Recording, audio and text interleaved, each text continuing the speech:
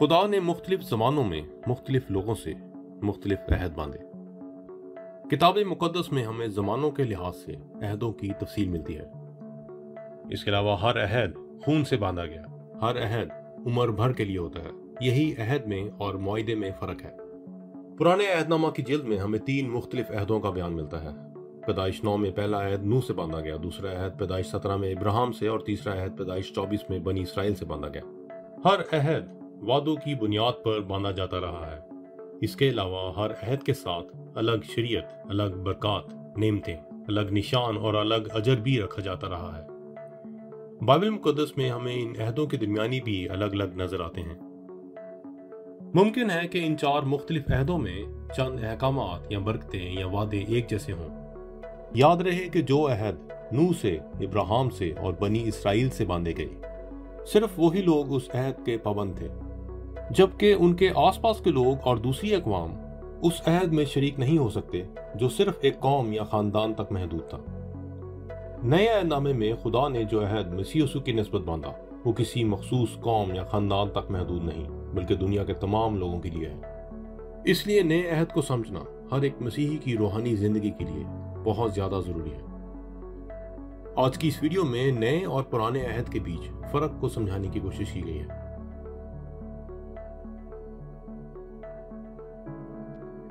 ख़ुरूज 24:8 में है, मूसा ने उस खून को लेकर लोगों पर छिड़का और कहा, देखो ये उस अहद का खून है जो खुदावंद ने उन सब बातों के बारे में तुम्हारे साथ बांधा है।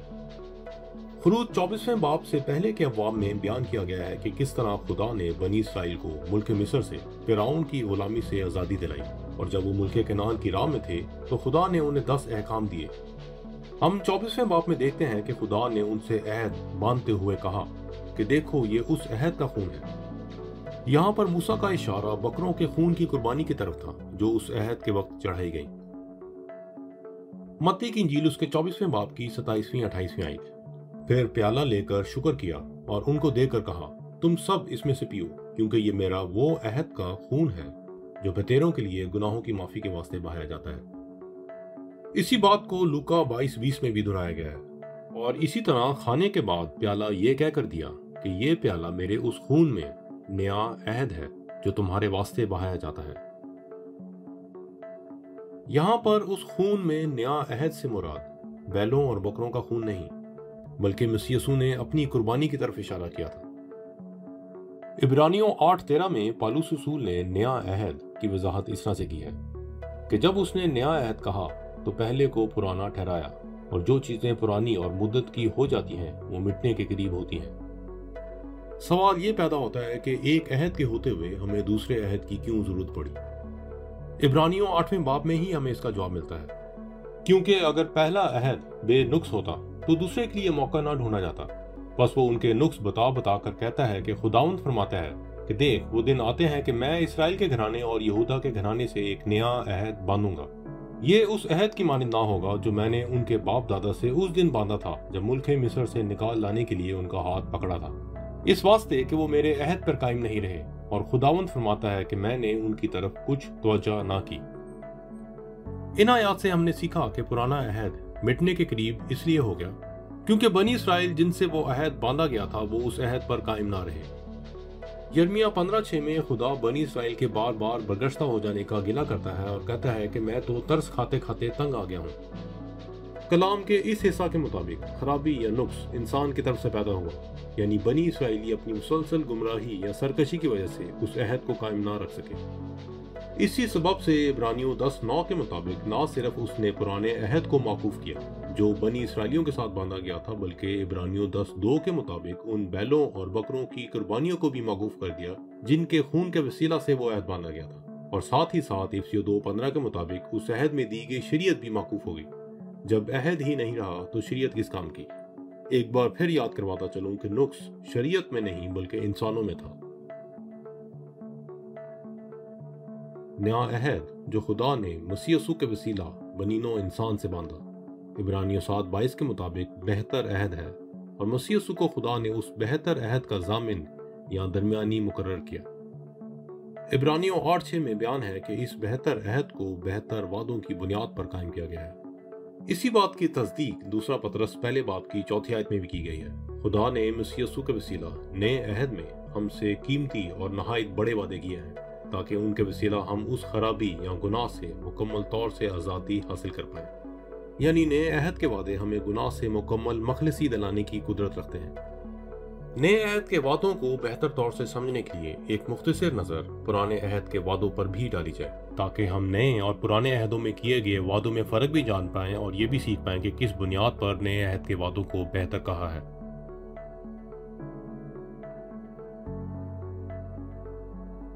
पुराने अहद में इंसानों से इंसानियत के लिहाज से वादे किए गए। जितनी बरकतों के साथ साथ जितनी लानतों का भी बयान हमें मिलता है, वो सब ज़मीनी और जिस्मानी शरीयत की पाबंदी के हिसाब से थी। कुर्बानियाँ भी ज़मीनी, गुनाहों की सज़ाएं भी ज़मीनी और जिस्मानी। क्योंकि इंसान जिस्म है और ज़मीन पर रहता है, इसलिए शरीयत भी जिस्मानी और ज़मीनी।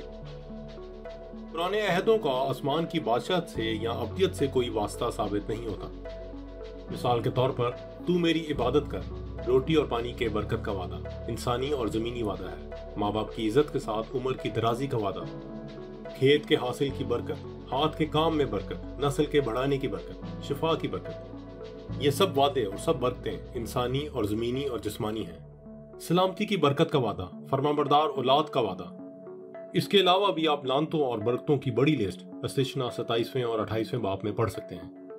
ये सब बरकतें और लानतें इंसानों के आगे पुराने अहद में इस दुनिया में जिंदगी गुजारने के तौर पर रखी गई। इनका रूहानी अहद और खुदा की बादशाहत से कोई लेना देना नहीं।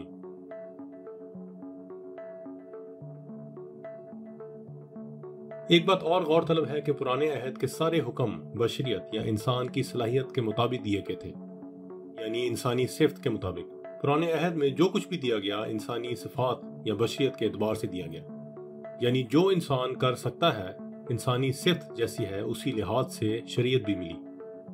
मिसाल के तौर पर इंसानी सिफ्त है कि अगर इंसान से प्यार किया जाए तो वो भी प्यार करता है, और अगर नफरत की जाए तो वो भी नफरत करता है। इसीलिए मसीह यीशु ने मत्ती 5 में पुराने अहद की शरीयत याद करवाते हुए कहा, तुम सुन चुके हो कि कहा गया था कि अपने पड़ोसी से मोहब्बत रख और अपने दुश्मन से अदावत। या तुम सुन चुके हो कि कहा गया था कि आंख के बदले आंख और दांत के बदले दांत। इससे वाज़ेह हुआ कि पुराने अहद की शरीयत इंसानी फितरत के हिसाब से दी गई, जिसका मकसद इंसान को दुनियावी या इखलाकी तौर से बेहतर बनाना था। मत्ती की इंजील में बार बार मसीह यीशु ने तुम सुन चुके हो अगलों से कहा गया था कहकर पुराने अहद की शरीयत याद दिलाई, जो इंसानी सिफ्त या बशरियत के मुताबिक दी गई थी। मगर मसीह यीशु ने जहां भी ये अल्फाज तुम सुन चुके हो कि अगलों से कहा गया था कहा, वहां हर बार शरीयत के हुक्म को आगे बढ़ाते हुए ये भी कहा, लेकिन मैं तुमसे ये कहता हूँ। मसीह यीशु ने जितनी बार भी लेकिन मैं तुमसे ये कहता हूँ कहा, हर बार मसीह यीशु ने इंसानी शरीयत या तबीयत के मुताबिक नहीं, बल्कि खुदा के बेटे यानी इलाही सिफ्त के मुताबिक शरीयत में तौसीह की। अब वो शरीयत जिस्मानी नहीं रह गई बल्कि रूहानी हो गई। मिसाल के तौर पर यह कहना, लेकिन मैं तुमसे ये कहता हूँ कि अपने दुश्मनों से अपनी मानित मोहब्बत रखो और अपने सताने वालों के लिए दुआ करो। ये शरीयत इंसानी नहीं है। दुश्मनों से मोहब्बत रखना इंसान की फितरत का हिस्सा नहीं है, ये खुदा के बेटे की फितरत है और इलाही सिफ्त है।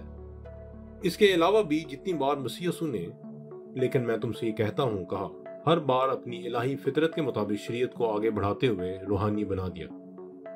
जब मसीह यीशु नई शरीयत या रूहानी अहकामात दे चुके तो 5वें बाब के आखिर में मसीह यीशु ने कहा 45वें आयत में, ताकि तुम अपने बाप के जो आसमान पर है बेटे ठहरो। बेटे हम उस वक्त ठहरते हैं जब हम में से अपने आसमानी बाप वाली सफात जाहिर होती हैं। खुदा रूह है और हम जिस्मानी शरीयत पर अमल करके नहीं बल्कि रूहानी शरीयत पर अमल करके उसके बेटे ठहरते हैं और 48वीं आयत के मुताबिक कामिल हो जाते हैं, जैसा हमारा आसमानी बाप कामिल है। पुरानी इंसानियत या शरीयत नए अहद की रूहानी शरीयत में कारआमद नहीं हो सकती, और ना ही ये पुराने अहद पर अमल करने वाले इंसान के बस की बात है, क्योंकि नए अहद की शरीयत नई इंसानियत के लिहाज से यानी खुदा के बेटे की शरीयत के लिहाज से दी गई। हमें पुरानी मैं को नई मशकों में डालने से मना किया गया है। हमें पुराने अहद और नए अहद की शरीयत में फ़र्क साफ वाज़ेह होना चाहिए, और यह भी वाज़ेह होना चाहिए कि हम अपनी इंसानी ताकत, अकल, सलाहियत से रूहानी शरीयत पर जो खुदा के बेटे की शरीयत के हिसाब से दी गई पूरा नहीं उतर सकते। झाड़ियों से ऊंट कटारे ही उगते हैं, कभी अंजीर या अंगूर नहीं उग सकते। इसीलिए रूहानी शरीयत को पूरा करने के लिए रूहुल कुदस की कुदरत, ताकत और हदायत की जरूरत पड़ती है। जब रूहुल कुदस जो खुद खुदाए कुदूस और कादिर मुतलिक है हमारे अंदर सुकूनत करता है तो खुदा की इलाही खूबियाँ और सिफात हमारी इंसानी ज़ात के वसीला ज़ाहिर होने लगती हैं। हमारी शरीयत तब्दील हो जाती और हम नई मखलूक बन जाते हैं। हम रूह की कुदरत और हदायत से जिंदगी गुजारते हैं और रूहानी शरीयत को पूरा करना हमारे लिए मुमकिन हो जाता है। पुराने अहद के बारे दूसरी अहम बात सीखने वाली है कि इब्रानियों 8:5 में बयान है कि हैकल की खिदमत करने वाले काहिन आसमानी चीज़ों की नकल और अक्स की खिदमत करते थे। और जब मूसा खैमा बनाने को था तो उसे हिदायत हुई कि देख, जो नमूना तुझे पहाड़ पर दिखाया गया था उसी के मुताबिक सब चीज़ें बनाना। यानी खैमा इज्तिमा बनाने से पहले खुदा ने मूसा को आसमान पर एक खैमा दिखाया था और जो ज़मीन पर खैमा बनाया गया था वो उस खैमे का अक्स था जो आसमान पर खुदा ने मूसा को दिखाया था। इसके अलावा पुराने अहद की शरीयत के बारे भी इब्रानियों 10 की पहली 2 आयत में यही बताया गया है। शरीयत जिसमें आइंदा की अच्छी चीज़ों का अक्स है और उन चीज़ों की असली सूरत नहीं, उन एक ही तरह की कुर्बानियों से जो हर साल बिना नागा गुजरानी जाती थी पास आने वालों को हरगिज कामिल नहीं कर सकती, वरना उनका गुजराना मकूफ ना हो जाता। जबकि पहला यूहन्ना 5:20 और कुलसियों 2:17 में बयान है कि मसीह यसू हकीकी और असल है। नए अहद में हमें कोई चीज़ भी अक्स, शबी या मजाजी नहीं दी गई। नए अहद में हमें सब चीज़ें हकीकी दी गई हैं, आसमानी, असल और अब तक रहने वाली दी गई हैं।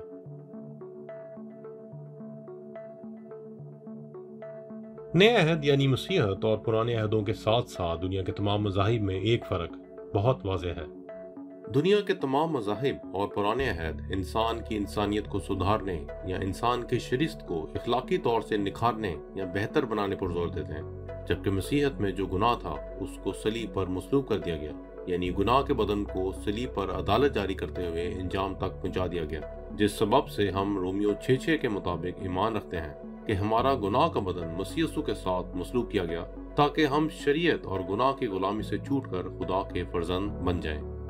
जिसका सबूत है कि रोमियो 6:11 के मुताबिक हम अपने आप को गुनाह के एतबार से मुर्दा मगर खुदा के एतबार से मसीह यसू में जिंदा समझते हैं, क्योंकि रोमियो 6:14 के मुताबिक गुनाह का हम पर इख्तियार नहीं हो सकता, क्योंकि हम शरीयत के मातहत नहीं बल्कि फजल के मातहत हैं। सिर्फ और सिर्फ इसी हालत में हम उस भेद को समझ सकते हैं जो पहला यूहन्ना 3:9-10 में बयान किया गया है कि जो कोई खुदा से पैदा हुआ वो गुनाह नहीं करता, क्योंकि उसका तुख्म उसमें बना रहता है, बल्कि वो गुनाह कर ही नहीं सकता क्योंकि वो खुदा से पैदा हुआ है। इसी से खुदा के फर्जंद और इब्लीस के फर्जंद जाहिर होते हैं।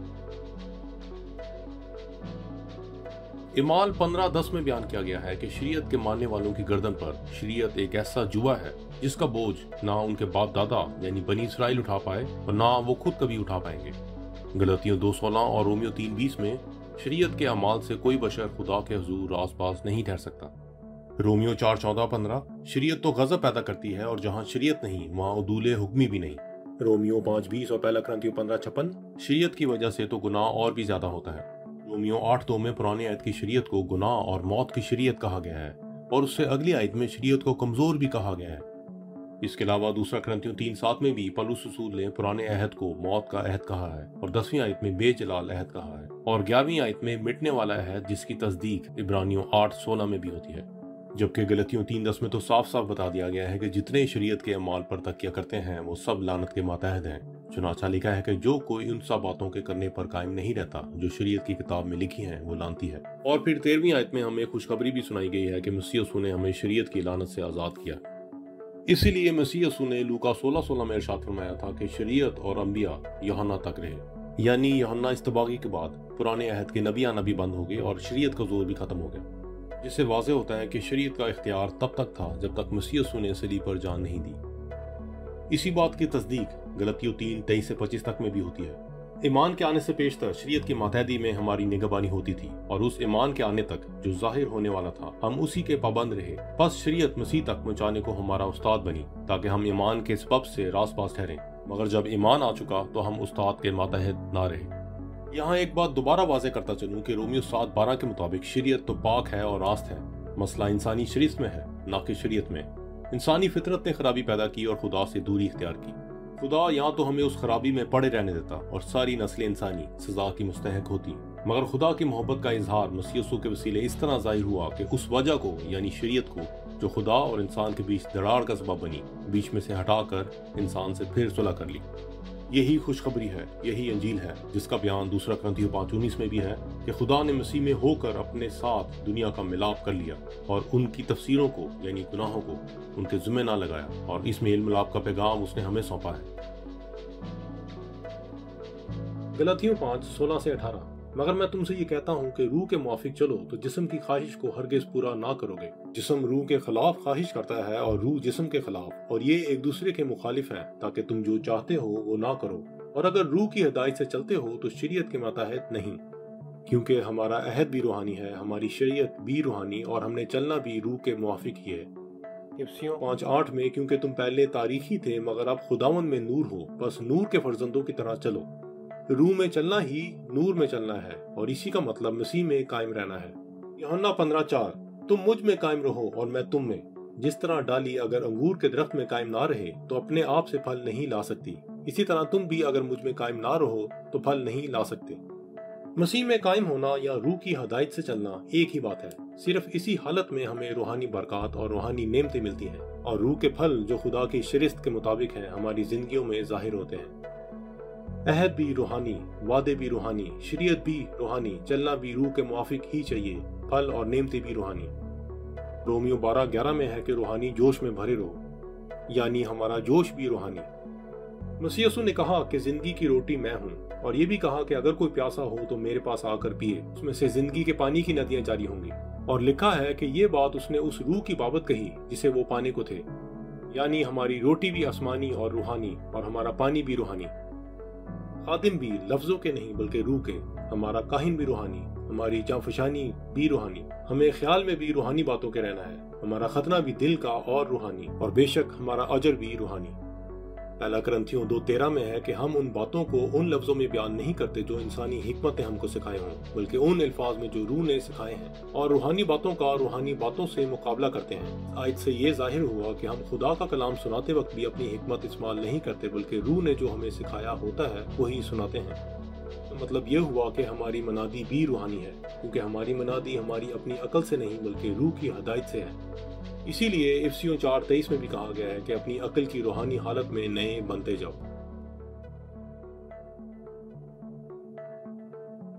رومیو 8:30 میں پالوس رسول بیان فرماتے ہیں کہ جن کو اس نے پہلے سے مقرر کیا ان کو بلایا بھی، اور جن کو بلایا ان کو راست باز بھی ٹھہرایا، اور جن کو راست باز ٹھہرایا ان کو جلال بھی بخشا۔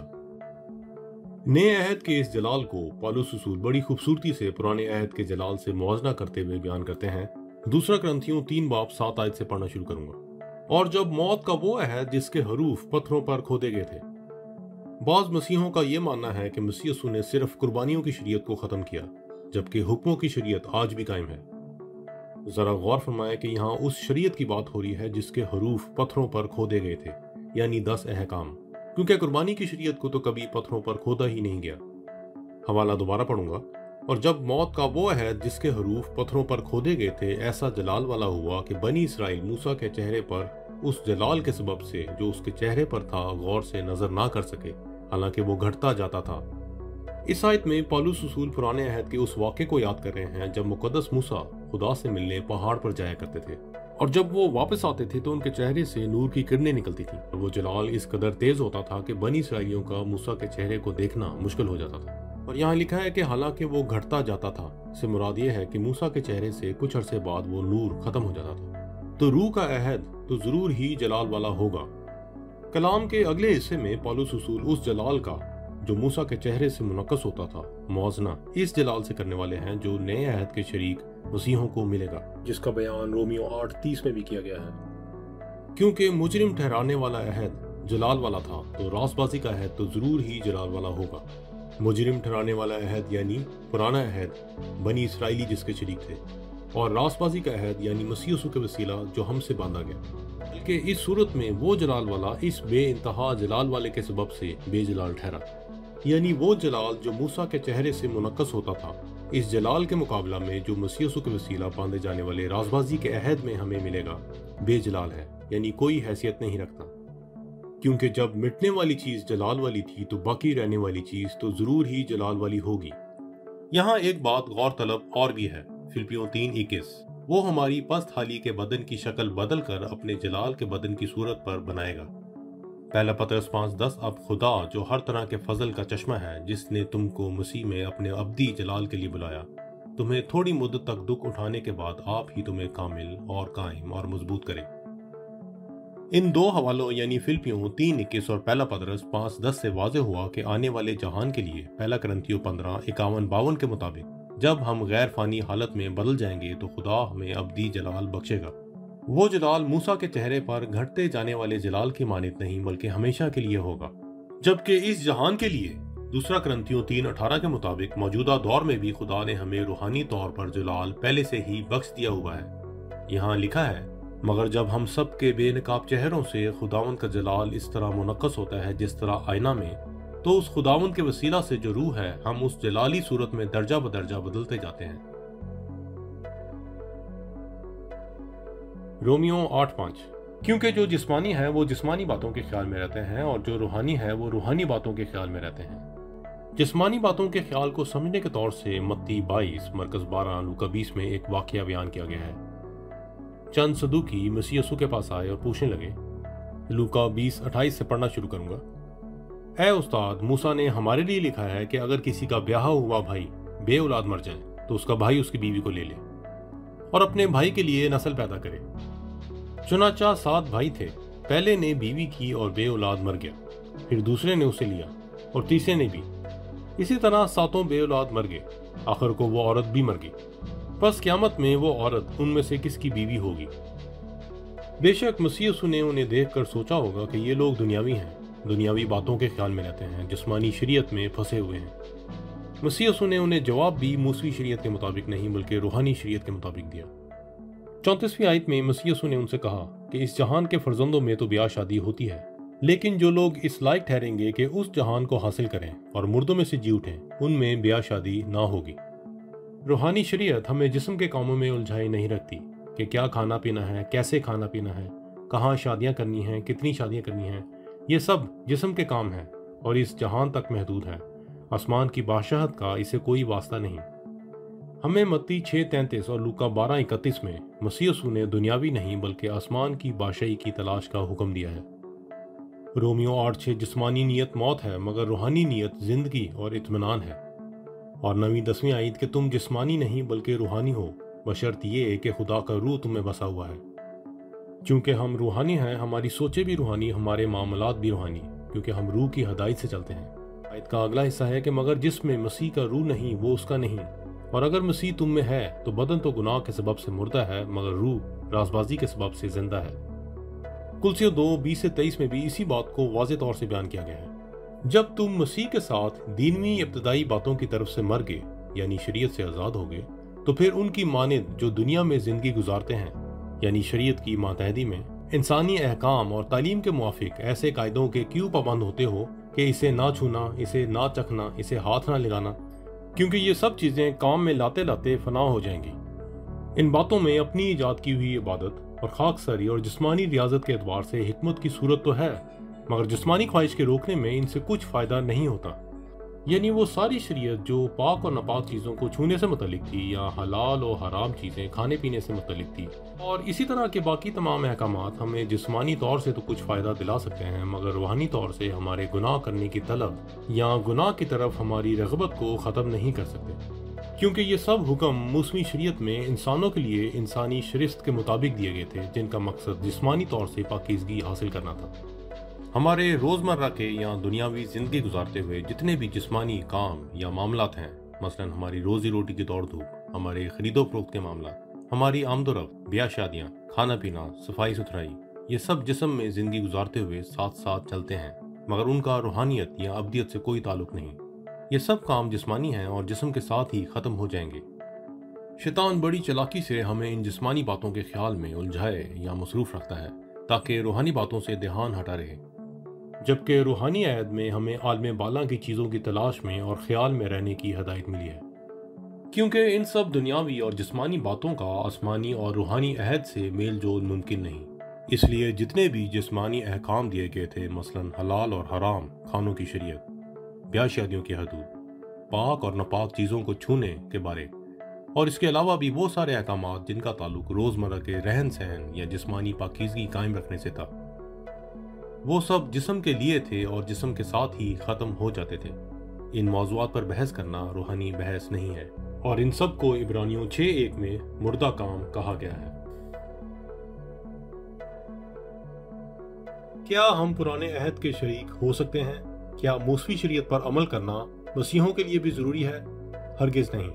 وہ عہد صرف اور صرف یہودیوں تک محدود تھے۔ خروج 24 باب میں تفصیل سے بیان کیا گیا ہے کہ موسیٰ جب پہاڑ سے اترا تو ایک قربان گاہ بنائی گئی۔ بنی اسرائیل کے 12 قبیلوں کے حساب سے 12 ستون بنائے گئے۔ 7ویں آیت میں ہے کہ پھر اس نے عہد نامہ لیا اور لوگوں کو پڑھ کر سنایا۔ انہوں نے کہا کہ جو کچھ خداوند نے فرمایا ہے اس سب کو ہم کریں گے اور تابع رہیں گے۔ یاد رہے کہ 12 قبیلوں کے حساب سے 12 ستون لیے گئے تھے اور ان پر 12 بکروں کو قربان کیا گیا تھا۔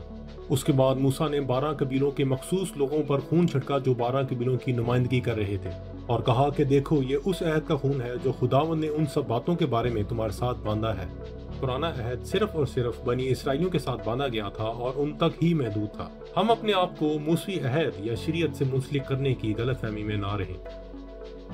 اس کے علاوہ ایک بات سمجھنے کی یہ بھی ہے کہ خدا جس سے عہد باندھتا ہے اسے سارے لوگوں سے الگ بھی کرتا ہے۔ پیدائش 7:1 میں نوح سے عہد باندھتے وقت خدا نے اسے یہ کہہ کر الگ کیا کہ تو اپنے پورے خاندان کے ساتھ کشتی میں آ، اور اسی طرح خدا نے ابراہیم سے عہد باندھتے وقت پیدائش 12:1 میں کہا کہ تو اپنے وطن اور اپنے ناطے داروں کے بیچ سے اور اپنے باپ کے گھر سے نکل کر اس ملک میں جا جو میں تجھے دکھاؤں گا۔ اس کے علاوہ خروج کی کتاب کے پہلے حصے میں ہم پڑھتے ہیں کہ خدا نے کس طرح اپنی قوم بنی اسرائیل کو مصریوں سے الگ کیا۔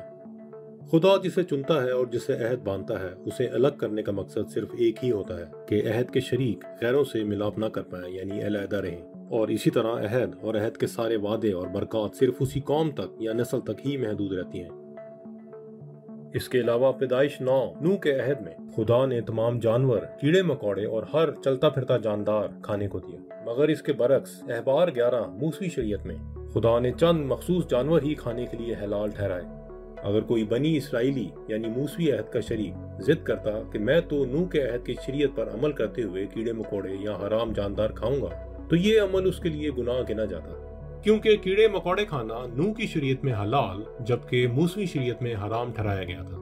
اور اس طرح واضح ہوا کہ خدا نے عہد باندھتے وقت جسے جو شریعت دی تھی وہ اسی شریعت کا پابند ہے، اور دوسرے عہدوں کی شریعت سے اس کا کوئی لینا دینا نہیں۔ یہ سب کچھ بیان کرنا اس لیے ضروری تھا کیونکہ عبرانیوں 8:6 کے مطابق مسیح یسوع کو خدا نے نئے عہد کے درمیانی اور ہمیں دوسرا کرنتھیوں 3:6 کے مطابق نئے عہد کے خادم ہونے کے لیے بلایا اور مقرر کیا گیا ہے، جبکہ شیطان کو مکاشفہ 12:9 میں پرانا اژدہا کہا گیا ہے، اور ہمیں کلوسیوں 3:9 کے مطابق پرانی انسانیت یعنی جو جسم کے کاموں کے موافق ہو اتار دینے کا حکم دیا گیا ہے۔ دوسرا کرنتھیوں 5:17 اس لیے کہ اگر کوئی مسیح میں ہے تو وہ نیا مخلوق ہے، پرانی چیزیں جاتی رہیں، دیکھو وہ نئی ہو گئیں۔ مسیح یسوع کے وسیلہ ہم سے نیا عہد باندھا گیا ہے۔ ہم مسیح یسوع کے نئے عہد کے خادم ہیں۔ یہ عہد آسمانی اور ابدی ہے۔ اس عہد میں جو ہمیں شریعت ملی ہے وہ بھی آسمانی اور ابدی ہے۔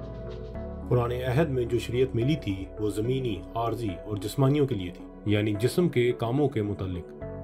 لوکا 24:5 میں مریم اور دوسری عورتیں مسیح یسوع کو مردوں میں تلاش کر رہی تھیں۔ جب وہ ڈر گئیں اور اپنے سر زمین پر جھکائے، اور انہوں نے ان سے کہا کہ زندہ کو مردوں میں کیوں ڈھونڈتے ہو؟ وہ یا نہیں بلکہ جی اٹھا ہے۔ کیا ہم اپنے آپ کو پرانے عہد کا خادم جان کر مسیح یسوع کو مردوں میں تو تلاش نہیں کر رہے؟ ایسی تلاش کا انجام ان عورتوں کو تو مسیح یسوع سے نہ ملا سکا، بلکہ لکھا ہے کہ وہ ڈر گئیں اور انہوں نے اپنے سر جھکا لیے، یعنی پچھتاوا اور ندامت۔ یقیناً مسیح یسوع کو کچھ دیر کے لیے قبر میں رکھا گیا تھا، مگر اب وہ وہاں نہیں ہے بلکہ جی اٹھا ہے۔